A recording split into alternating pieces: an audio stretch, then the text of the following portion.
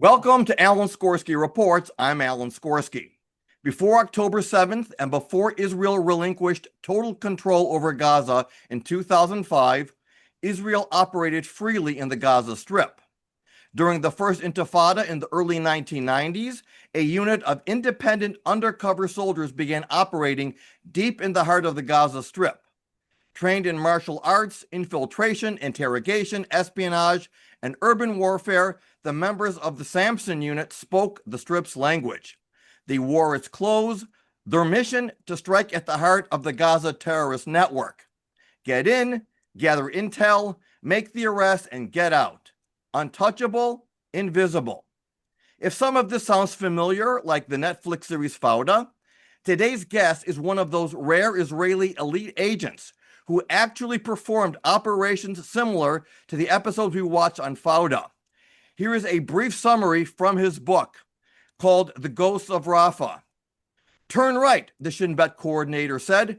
We'll circle back through the main road. I turned right, then took another right into the next alley and found myself entering the mosque courtyard.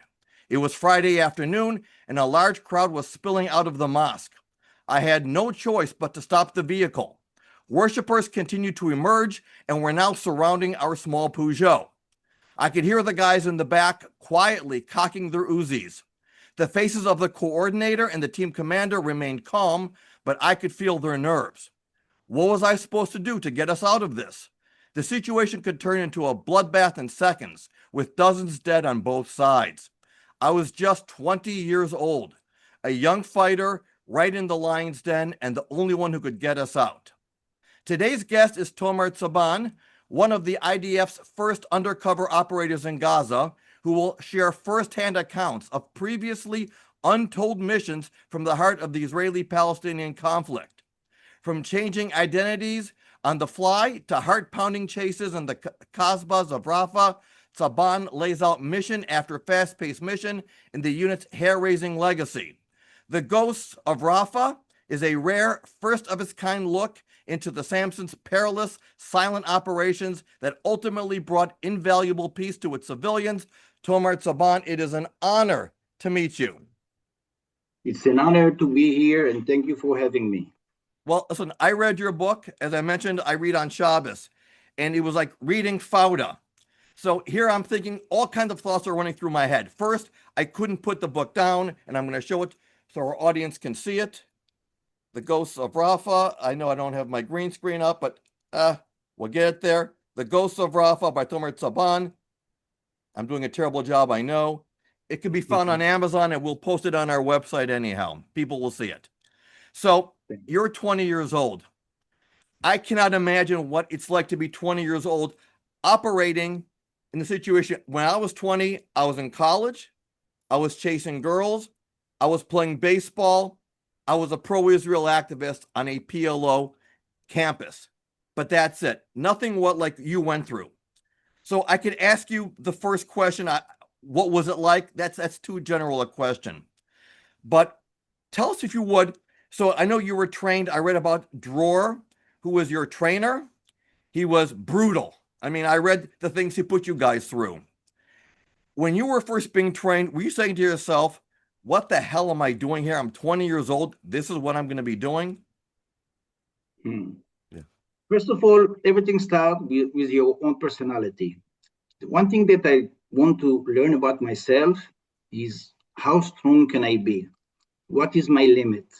Will be scared? If I will be brave? I had no idea. In 18 years old, you're going to the Israeli army, and then you discover yourself. It depends what you do. You can go to elite unit or you can go on a regular unit. But always for me, it was the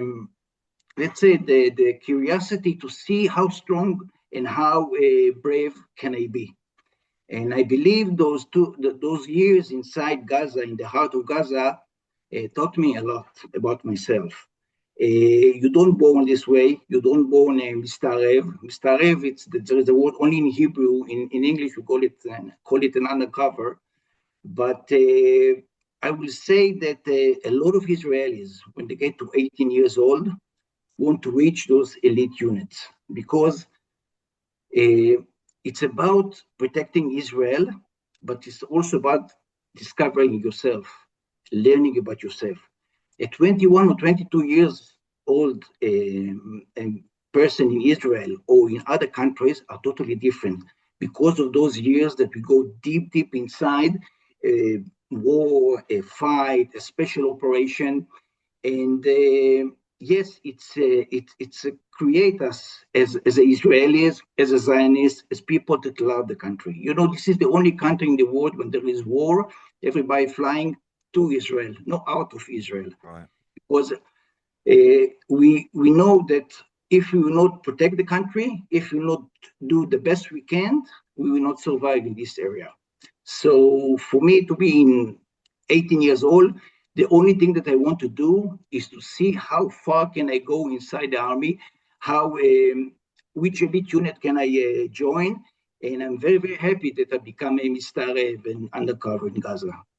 So when I was reading the book early on, it talks about Gaza, and you pointed out so many things that you have to look a certain way, you have to smell a certain way, to dress a certain way. You couldn't use regular shampoo that smells good because people in Gaza don't have that kind of shampoo.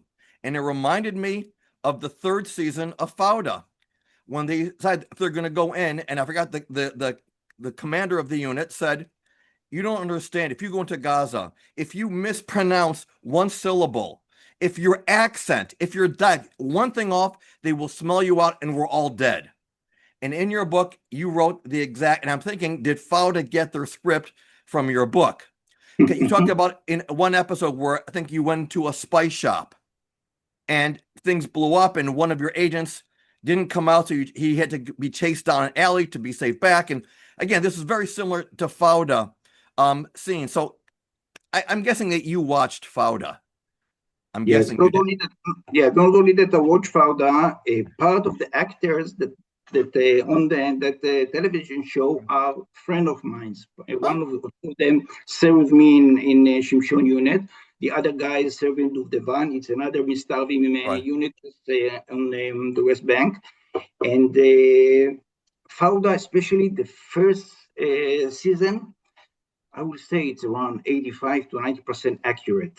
You don't see this in too many movies. right, Most of them, when you go to Hollywood and then you have different kind of movies that change a lot of things. This is very real. I have to tell you that, the second season, the third season, it changed a little bit. But right, yes, also when we go undercover and we need to interrogate somebody and they have to believe that we are locals, we always took a collaborator with us. right, Not only collaborator from the same area. Because if you walking in Rafah and you came from Jabalia, they will figure out that you come from Jabalia because the nuance is so, right, accurate. right, So you have to say things that are sounds like a local. It's happened for us. You wrote, you read in one of the chapter that we entered to a house and the collaborators spoke and the woman recognized him, even that he wearing a veil, yeah, they recognize him and we have to take him out of Gaza. So you have to understand how the Shin Bet coordinator have to bring some, the person that really speak the language, right. really know the area. If not, after a few questions, they will figure out that it's not coming from the same place and let's go. It's like let's say a Mexican that coming to United States. And when you start speaking, you immediately know that he come from Mexico. So in order to speak in New York, you have Right. to take somebody that actually born in New York City.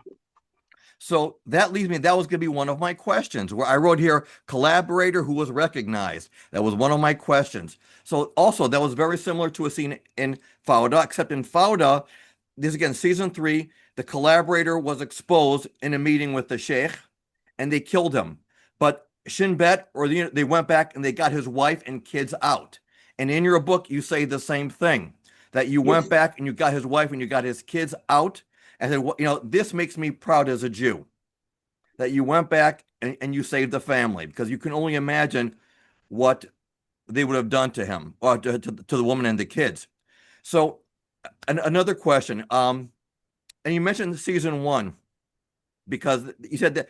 So one question I had from season one, they kept using the same Peugeot.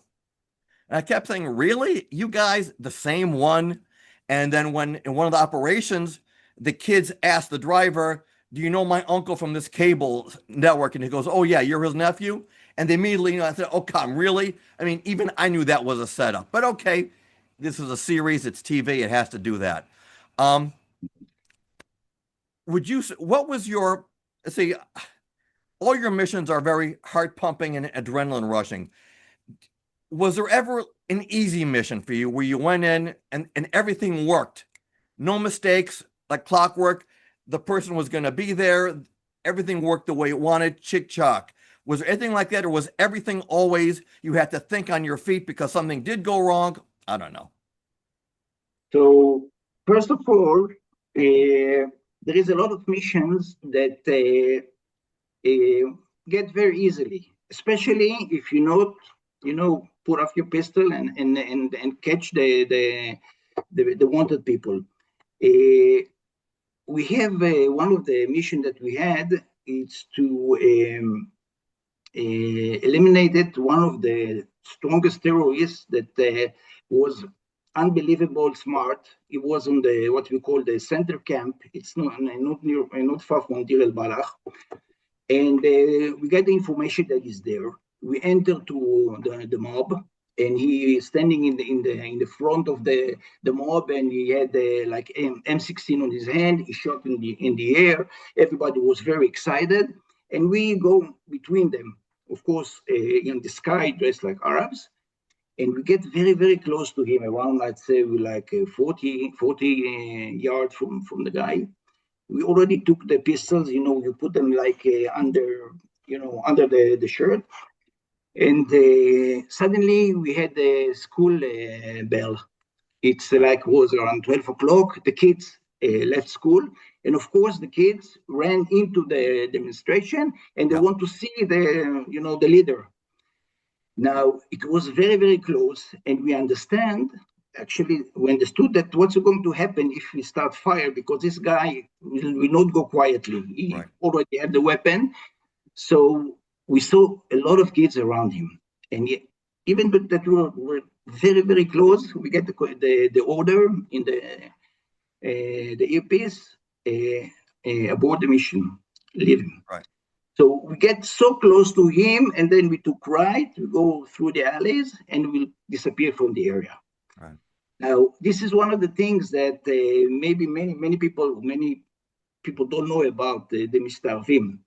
We are saving a lot of life because we look like them, we talk like them, we dress like them. So if we need to abort and you see something happen, we go out. You cannot do it with the regular army, because when the regular army enter inside, they immediately say that soldiers, and then that tries throw stone on them, shooting, and then there is a lot of mess going on. But the Mistarvim can go in and can go out without anybody know that they've been there. So, sometimes I hear that people say about the IDF, they are cruel, they are so many missions being canceled because civilians can be killed. You have no idea. Other army don't give a damn, they just bomb the place or whatever they do. So many times, and more than that, if we see that it's too dangerous, too many people will die, we will come at nighttime. We will take him at nighttime. But we are like ghosts. We enter, we go out. The only time that they know that we are there is when we are pulling the guns and we shoot.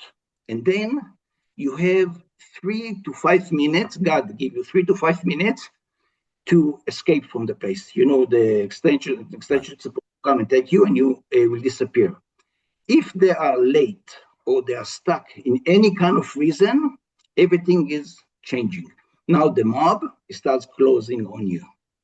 I'm not talking about 50, 60 to 100 people. I'm talking about thousands of people that gathering around you.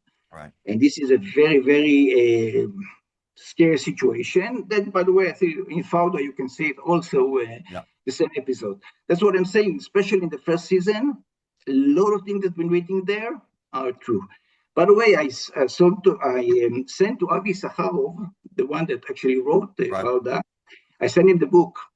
He wrote the book and he say, wow, I'm really enjoying the book. Yeah. But he said, this is Fauda. This is already my territory. This is my show. Yeah. So I can stay doing it. And one of my dream is that other person will see it, will read the book, and will make from this television series. So that's my dream. But that's... Okay, so if this becomes true, then you have to have one part of the series where you're doing this podcast interview, and that I can be on it. Okay. No problem. Okay. I made the same deal with Nisana Darshan Leitner, because she wrote, from Shurat Hadin, because in her book Harpoon they also talked about Mossad operations. But okay, one day I'll be on Israeli TV. Okay, so again, this episode you just mentioned, I remember reading in the book about the time you went in for that high target and then the kids came out. So I remember reading about that. There's another story so let me ask you a question. I know the makeup, that you can have makeup artists, you can have people who are in movies, they can make you look any way you want. But how did you learn the dialect? How did you yourself, or did you not speak that much when you were there and you just had to collect? Because you mentioned earlier that there was always a collaborator with you. Did you not speak when you were there, or did you yourself learn the dialect to know when you can and cannot speak? You cannot learn all the dialect. Let me give you an example. One of the fighter in my unit speak fluently Arabic from home. His parents came from Iraq, okay? And one day we told him, you have a mission, go and buy a falafel from us. He went to the guy. He spoke very nicely Arabic. And after exactly 20 seconds, the guy asked him, what are you doing here? You're supposed to be in Iraq. Yeah. So it doesn't matter. You can speak perfect Arabic. Yeah. You have to speak the right dialogue. So whenever we have to make a long conversation, we have to take a collaborator with us. Yeah. But for daily, if you need to speak or to say a few things, you can do it. Right. But if you are really need to go into the conversation or interrogation, different story. So again, it's another episode. I think when I think it was season 2, when they put one of their agents into prison with Walid, and Walid was testing him, and I think he used the slang term for girl, chick, and the guy said it, and then Walid exposed it. They don't use that word in Gaza. So again, they're very clever, and we know that. That. Yes. You mentioned the one time that your team went into I think a mosque, and you I think climbed over the wall, and you saw inside the terrorists with yarmulkes and their tzitzis out. Again, that was season 2 of Fauda. But that's how smart, that's how clever they were. And that was an operation that you guys thwarted before it got started. Can you talk about that mission a little bit? Yeah, there is times around 1990 that the Hamas, actually the one Unit 101, they call, start to kidnap a soldier. They kidnap soldier, they kill them, and then they hold the bodies, and then they want to negotiate. They want to release prisoner. The Fatah that actually ruled the Gaza and Judea and Samaria in Gaza, it was until 2006, then the Hamas took control, want to do the same thing. They say, okay, if the Hamas trying to do it, why us, the Fatah, we have so many prisoners there? So in those days, we had excellent intelligence inside the Gaza. For example, the hospital, Shifa Hospital, okay? Yeah. It's, it was, you see what's going on underneath. Everybody saw, the movies or the whatever been seen from inside. But on those days, we had cameras all over there. We have collaborated doctors. We know everything that's going on. Now, it's very important hospital, because in the hospital, also very important people arrive. And sometimes you can discover things like, for example, that one of the story that I'm telling is about one guy from the Fatah, important guy, that his daughter had a cancer. Yeah. And nobody can treat her there. So the Shin Bet know what to do, and they convince him to be, to give us information, right. And they decide to send it to the United States for treatment. So in those days, it was totally different. We know everything. On October 7, what's happened is that we didn't have any intelligence inside. And they are the Hamas organization, Hamas terrorists. They are very careful. They're taking small notes, bringing one from the other, do it under the ground. Very hard to track them.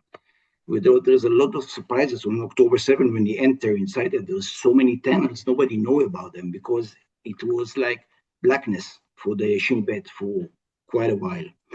So anyway, one day, one of the doctors discovered that somebody stole a lot of drugs. Yep. Now, this drug is not for personal use. It's a lot of drugs.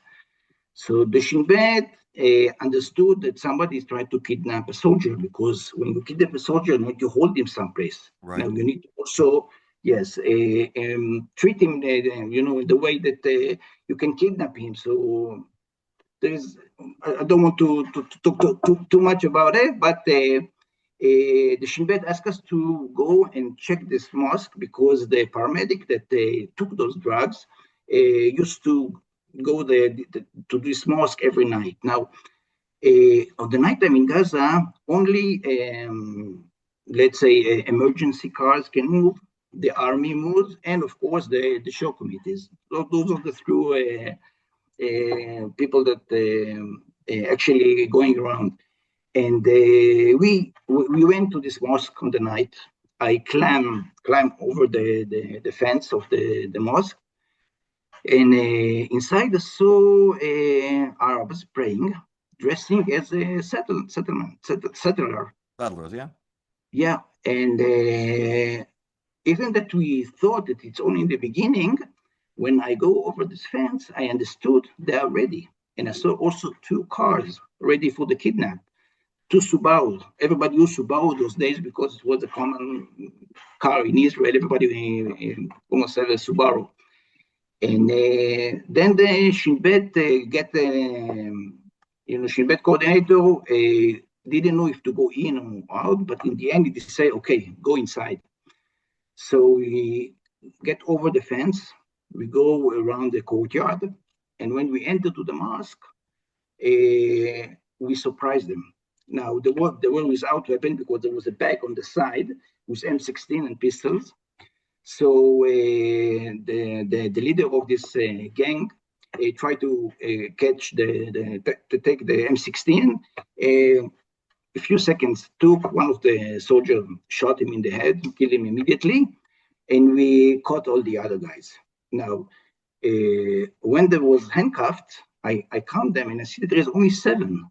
And when they look on the first time, there was 8. So I told to my good friend Svika, listen, something is wrong. There were 8, now there are 7. He said, are you sure? I said, yes, I'm sure. And then you see that in the corner of the mosque, there is a door, a wooden door from the floor. We open the door, we turn on the lights, and we see that the lights go inside the tunnel under the mosque.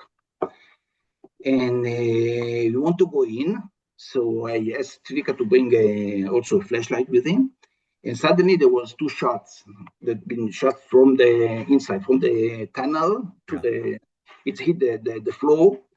And then I saw the guy. He was hiding in behind one of the walls. And then I aim my gun, wait for him. Then he will try to get out again to shoot us.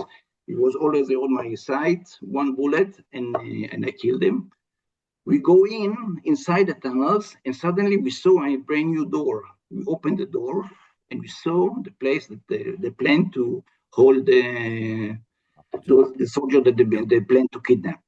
This was like, I'm talking about 30 years ago. Yeah. So many kidnaps happened on the October 7. Yeah. So a lot of things that happened there become much worse, much stronger, and different reality on 2023. It was a totally different area. Right. So you mentioned a number of your colleagues in the unit. One of them was Yotam. Yotam was somebody whose life you saved, and he almost got killed a few times, and he couldn't take it anymore. And he leaves the unit. He goes to Belgium, was it Belgium? And he became one of the top plastic surgeons in all of Europe. And he saved the life of one of the agents who was in Europe. I think in the book you write that Dror said, one of our agents is, really, really hurt. You need to help us. He calls him in the hospital. He sneaks him in. And at the end of the book, he comes back because his son joins the unit. Yes. And right. So if you would, was he one of your closest friends, in the unit? I mean, you all have this very special bond with each other, but if you want to talk about him or any of your other, colleagues with whom I guess you had the closest and most maybe God, like relation, because I know he said that you're not really religious, but every so often, you pray to God, or you see God's hand in certain things. So I don't know if Yotam, or there's another story where you felt, God's hand is with us here. Yeah. As you see, I'm not wearing a yarmulke, but I believe in God. Yeah. And the story of Yotam, whatever you said it's true. But there was another operation that you read about it when 4 terrorists that came actually from Lebanon to the Rafah on the Egyptian side go all the way in and try to make I will say a terrorist attack on the kibbutz, try to kidnap people, try to kidnap cars and take them. And we wasn't ready for them. But one of them were been sent from Israel, and he's the one that leading them to this kibbutz.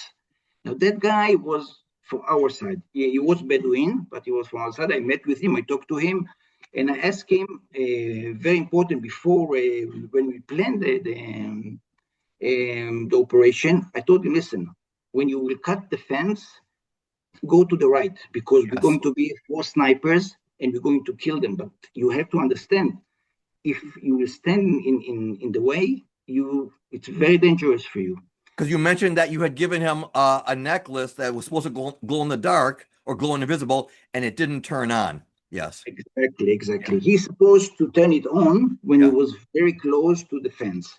Right. And I said, I was the commander. There was another 3 sniper with me. And I'm watching, and watching and waiting for this stick light to be turned on, and I couldn't see it. Now they're already on the fence, and I'm looking up, and something like 100 yards from them, there is a woman that's washing dishes, and the daughter sitting beside her, and they're cutting the fence, and we all know what's going to happen in exactly a few minutes. And I asked the Shin Bet, coordinator, what to do. So he told me, you have a permission to kill all of them, because you cannot take the chance of entering inside. So I remember that time that I looked to the sky and I pray for God and I say, please God, help me. Help me to select, to hit only the bad guys and not the one that we send. And I remember that it's one of the things that I know that it will be very hard for me to live with, to kill somebody from our forces. It's something that never goes away. And I looked again and I see everybody, all the rest of the sniper was very nervous because everybody see what's going on. They said they're going to get in. And suddenly, after I asked God, please help me, there was one figure that moved to the right. I remember that I told him, listen, you have to go to the right because you have to open the side for us. And he goes to the right, and then I gave the command. We shot them, and we killed all of them already. One of them was already inside the kibbutz. Right. So yeah, there is a lot of that's not many times that you talk to God, and also when you go out from the car and you go inside the mob, you have to have a very strong belief that somebody is taking care of you. Because if you will feel afraid, your body language will show that you're afraid. They will recognize you immediately. Yeah. So you have to believe that something stronger than you keeping you alive. Yeah. And it's happened more than time for me. I can't say that you're not afraid, but when you go in, when the operation starts, it's like a theater actor that's standing behind the curtain. You hear the crowd, you hear everybody talks, and he's like, wow, I'm nervous. What's going to be? Can I do it? And suddenly the curtain opened, and he took everything back to his mind, and he said, that's it. Now it's showtime. I have to go in. Exactly like the Mistarev. And you see, there is many times that I compare between actors, movie actors, or theater actors, to a Mistaravim, because it's very, very similar.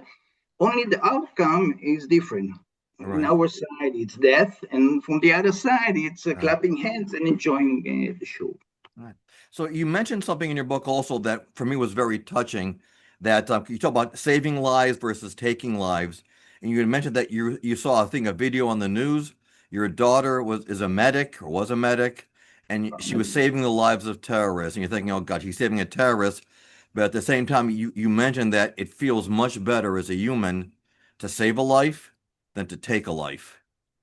And that's also, go ahead. Yeah. Yes. Let's say when you're saving a life, you're sleeping much better at night. Yeah. But if you ask me what's better, to take a life or saving a life, I will say that sometimes it's better to take a life. And I'll give you an example. In October 7, every terrorist that you killed saved a family that's hiding in one of the houses. So there is a time to take a life, and there is a time to save a life.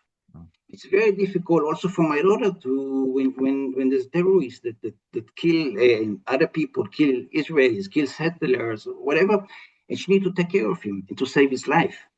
It sometimes sounds ridiculous, but that's the way we do it until October 7. In October 7, we stop doing that. Yeah. No more helping for the other side. We need all the help for ourselves because there is so many people that have been wounded and been killed at this time. And if you're watching, you go ahead. I'm sorry. Go ahead. No,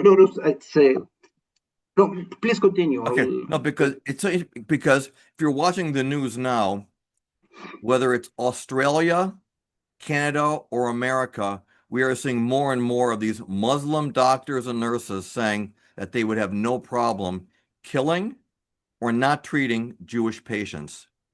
And it's happening more and more now. So again, when I read your story about, saving lives of terrorists, I want to say, yes, this is who we are. We're Jews, but at the same time, you know what?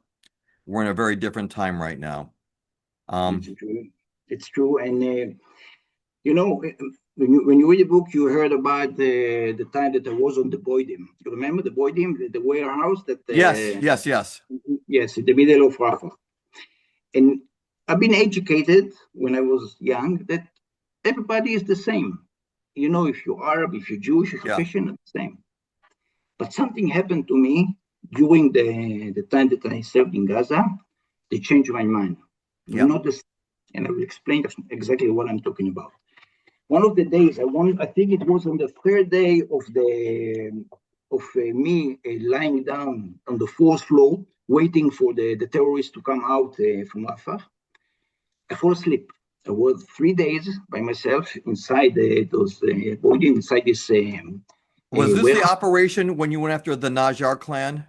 Exactly. Okay, good. That was one of my questions. Go ahead. So on the third day, I didn't sleep for 3 days, and the guy came at 10:30. He spoke with the people that he's supposed to spoke with him. After half an hour, he went, and then the reschedule for the next day and at 10 o'clock.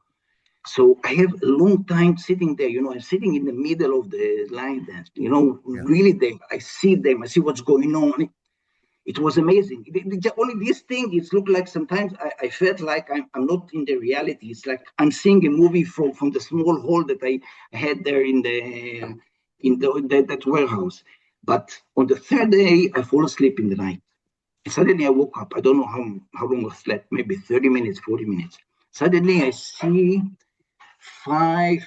six masked, it was shock committees. They came and they drag a collaborator. They drag him and they bring him to the same building that I've been there. I looked at them. In the beginning, I thought that I'm dreaming because I just woke up. And then I see them coming and I say, come on, if they're coming to here, they saw me, they come to kill me. I took my Uzi, mini Uzi, I took my gun. I go out from the boidim. Boidim, again, it's I don't know if there is a name for that in English, Yeah, for the, I read it in the book. Yes. there is any word for this in English for the boidim? Yeah. I just read it, but I just kept going on. But I understood it. Yeah. Okay. So anyway, I went down and I took a dark corner. You always, if you want to disappear, you go into the dark. I entered to the dark corner and I saw them underneath. It was like 20 feet from me. And I started to investigate him, start to talk to him. He tried to explain them that he's not a collaborator and it doesn't help him. After 5 seconds, 7 minutes, they took the knives and started to stab him. I don't know, 60, 70, 80 times they stabbed him. And he was begging in the middle. After like a few minutes, he stopped talking. He was dead. And I remember that I was so close. They all was underneath me. And I asked for Shin Bet coordinator, let me eliminate them. It's very easy. Yeah. He said, no way. You have one target. Until we don't recognize that this is the man that we want to eliminate, you cannot do anything. So I just watch it. Yeah. And then something happened, then changed my mind about the other side. After they killed him, people die during war, during all kind of terror acting, but they start to cut his parts, the fingers, Yeah. his dick, Yeah. shove it in his mouth, Yeah. and start to play with the organs. Listen, I remember sitting there, not sitting there, standing there, looking at them, and I couldn't believe they enjoy it. Yeah. We didn't see it. Most of the people didn't see something like that until October 7. Only the October 7, you see what's going on. They burn kids, they cut their heads, they chop their head, they open their body, they took their heart. They do terrible things. Yeah. But that time I said to myself, we are Jewish, we are soldier, we here to eliminate bad people. We don't enjoy that. First time that I saw that somebody actually enjoying that, and I said, we are not the same. It's not, we are not brothers. It's all, sorry, bullshit. Yeah. They are different kind of people, and people have to understand that. And until October 7, also in Israel, nobody want to believe it. Until in October 7, they put a huge mirror in front of us and show it, look how the other side look like. Listen, you know what? There is a group, an organization called Palestinian Media Watch, and they monitor everything coming out of the Palestinian Authority. Do you know how many quotes I have read from Palestinian mothers saying, I wish I had 10 more sons who could go and martyr themselves? So a long time ago, we knew that they're not like us. And this is the reality, and leftists don't see it, but whatever. That's politics already. If you have a time for me, I have something very important to tell you. Sure. In one of the operation, we caught a terrorist, very highly terrorist commander. And I remember that me and him, we sit in the same room. He was handcuffed. And we wait for the Shin Bet coordinator to come and take him. Now, we had time. So he asked me for a cigarette. I gave him a cigarette. I liked the cigarette. He took a drag. And I want to ask him, listen, it's very interesting me. Do you really think that you can win Israel? Because we have big army, we have Air Force. Yeah. What do you think that will happen? When you do the Intifada and then he looked at me, he smiled, and then he told me something that 30 years ago sounds like a science fiction. And I'm going to tell you now. He said, I will tell you a short story. Imagine a nice oak tree in the middle of the village. If you will want to chop the tree, the people of the village will stop you, okay? But we, as Muslims, in order to do that, we cannot chop the tree because the neighbors are much stronger than us. In the nighttime, I'm going to release worms. The worms will go under the ground and they will start to eating the roots. Now we say, we as a Muslim, we have patience. 20, 30, 40 years, we have patience. Yeah. So I told him, this is the way you want to win the war against Israel? He said, no, this is the way we want to control the Western civilization. I said, what? He said, yes. I said, okay, let's imagine then 10, 20 million Muslims will go to Europe. Still, there is 350 million European in Europe. How do you want to win them? So he said something very smart. He was extremely smart. He said, listen, we Muslims, especially the Palestinians, double the population every 20 years. We have between 5 to 12 kids. In Europe, they have 1 kid, 1.1, 1.2. Now, what will happen in 30, 40 years from now, those left wing that you're talking about will be a minority because they don't bring enough kids. If they want to rule the world, they want to win the election, they want to decide who will be the next president, will have to join us. Because now we enter as a worm inside, but we had a lot of help inside. And I thought about it, I say, man, this is illusion. 30 years passed from that day. That man was absolutely right. Now, take a look what's going on in Europe. Take a look what's going on. The Muslims that enter inside cannot conquer Europe, but the left wing, the progressive and all the rest, helping them to destroy their own countries. Now, Europe, the roots are gone. One day, as he told me, one day nobody will put attention to that. There will be a storm that will come, and the tree will collapse, and nobody will understand what's going on. Now, Europe, I can understand there are 50 millions, but look what's in the United States. Look what's going on. There is only 6 or 7 million Muslims in the United States. How come the Big Apple been controlled by Maidani? What's going on in Michigan? What's going on in California? Left wing helping to destroy their own countries. Now, whatever he say was absolutely true, but in United States, there is another 2 forces that destroy United States also from inside. One of them is the drug cartels that poison around 15% of the American people. The second thing is the Arab countries like Qatar, Saudi Arabia, Pakistan, they're sending money to fund them. And the worst thing are the Russian and the Chinese. They influence the media. They influence the social networks. And you see that whatever he told me are getting it's happening. Happening right now whenever we... Now, Europe is gone. When I say gone, I mean that the tree will collapse. The only option that they have is to plant a new tree. And this means civilian war. I know that it sounds not so politically correct, but that's it. It is. United States have the time. Donald Trump actually opened the door and show everybody what's going on.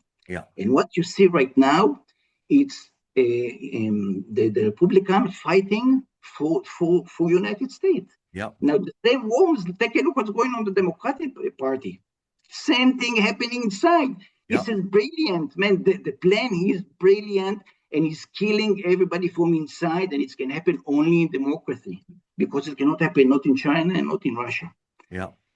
So that man, everything said that he told me 30 years ago, it's happening right now. And if the public will not wake up, this will be a disaster.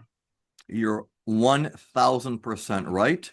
I couldn't have said it better myself. Listen, and Canada is also gone, and Australia is gone. The United States is going to be, I'm telling you, it's our time, our days are numbered. That's why you're going to see more Jews now making Aliyah, because they see the writing on the wall. It's funny because in your book, near the end, you wrote, because now I think you're in the diamond business, and you wrote about a trip you made to Belgium, and you were speaking to a Jordanian. And he Jordanian, said, a Palestinian Jordanian, yes. Go ahead. So you tell the story.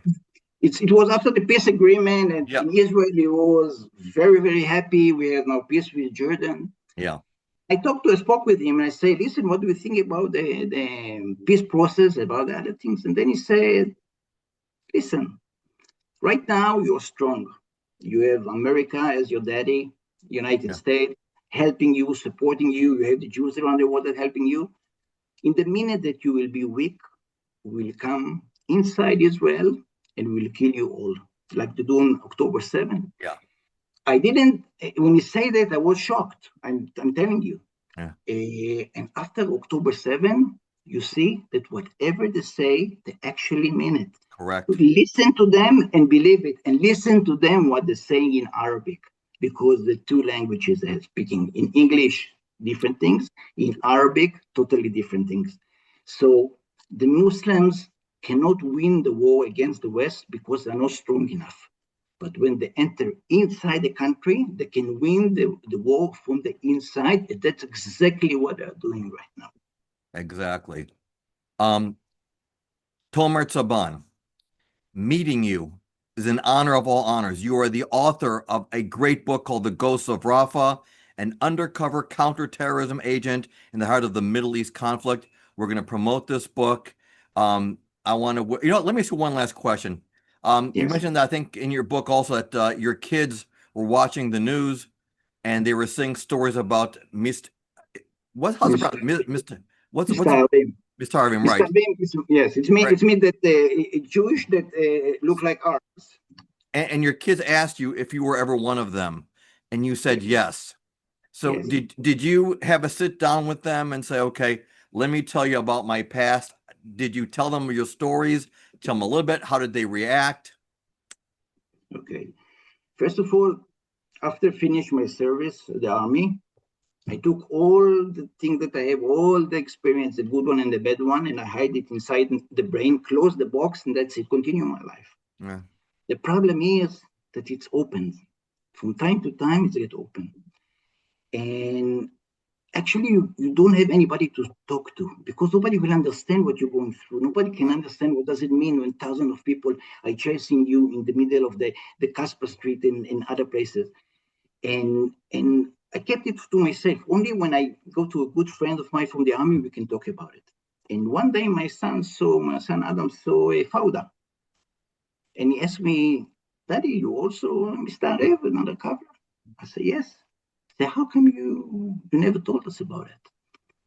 And this was first time that I decided, that's it. I'm going to write it down, take it out. And then I published the first book, and I have another two. It's the Heart of Gaza, and another one is Mr. Avim in Gaza. It's three books that I wrote in Hebrew, and they are bestseller from the first month that they're going out. The Mr. Avim, when you do your job, sometimes it's look like that it's not a reality. It's the things that you do. If you will see this in a movie, you will sure that it's like somebody imagination. Somebody is really took something very high. That there's thinking about things like that.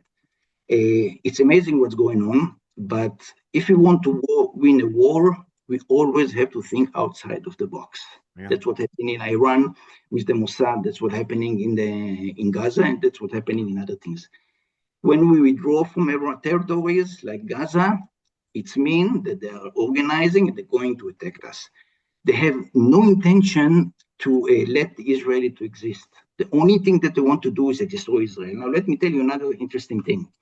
When I go into refugee camp houses, sometimes chasing a terrorist, suddenly when you want to go out, you see a key on the left side of the door.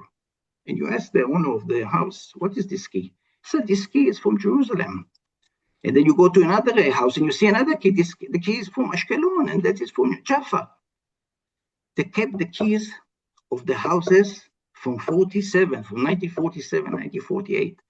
And they don't go nowhere. They don't want even to go to other places or get, let's say, help in building new building that will. No, this is the key. We're going back to our houses.